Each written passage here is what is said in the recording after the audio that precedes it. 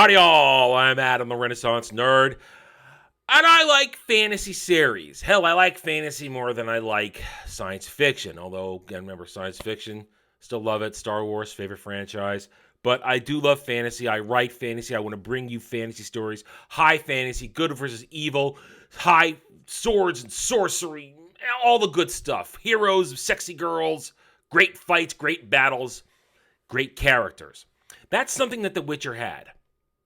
Witcher had a good story, good characters, and a rabid fan base, especially when you get to the games. The books are a little niche for people, but the games have a rabid fan base. I've played all three of them. I played original way back in the day, caught up finally played two, and then last year we got through three. I finally got around to playing it because it was time. I was ready to do it. I was in the mood for it. If you want to check it out, go to the playlist section on my channel.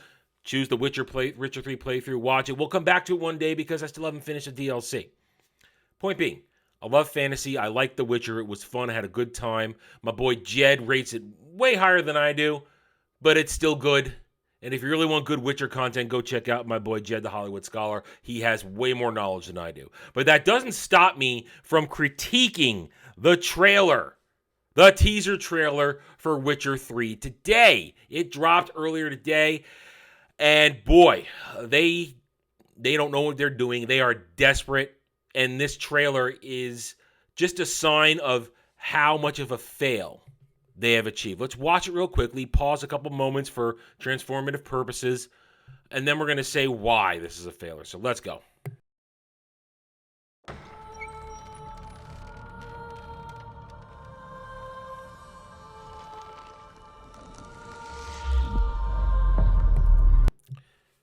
That's all we wanted right there. We just wanted Henry Cavill, a guy who cares about the lore and source material, to be Geralt. That's all we wanted. We didn't get that.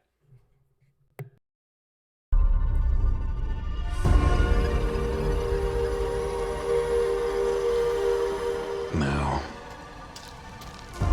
for the first time, I understand real fear.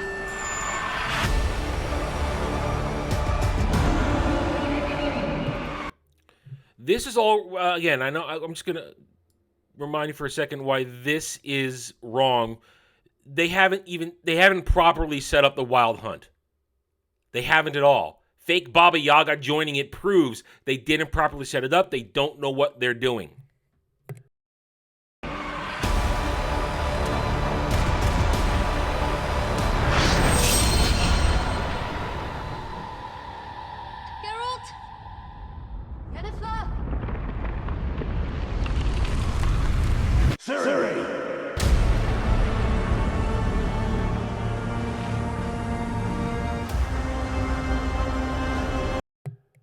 All right. You know what I saw in this trailer? As I said, as I've already alluded to, I saw a botched storyline. You see a botched storyline. They haven't properly set up the Wild Hunt. They haven't built up to it at all. They don't have the proper backstory of Geralt, Yennefer, and Ciri. They haven't done that. Yet here they are trying to tell us the story of the Wild Hunt, of Ciri being hunted, why she's being hunted. Nobody can understand this.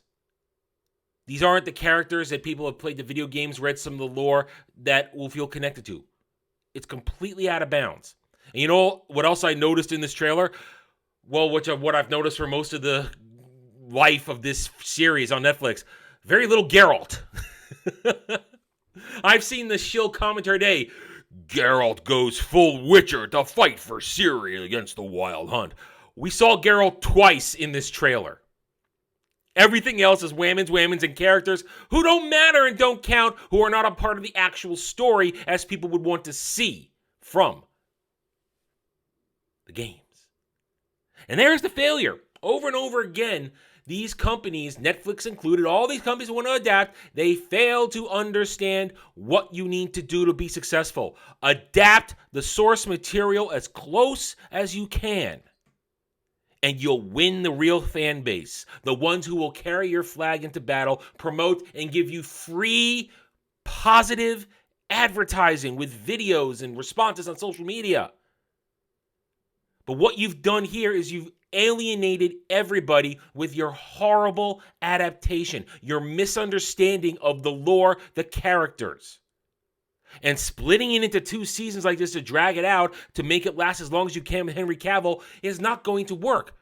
Because everybody looking at this knows it's Cavill's last ride because he couldn't take it. He is the one who cared, and they made fun of him, they derided him, they mocked him, and they didn't like him there because he wanted to take it seriously. He wanted to put forth the best possible version of Geralt and The Witcher that he could, and they didn't like that. So he ran, and he's been replaced with a younger, lesser Hemsworth brother, whose name I don't even know. Was it Liam? I don't know. Which one is it? I don't know. I don't care, because I'm not going to watch it. I'm not going to watch this.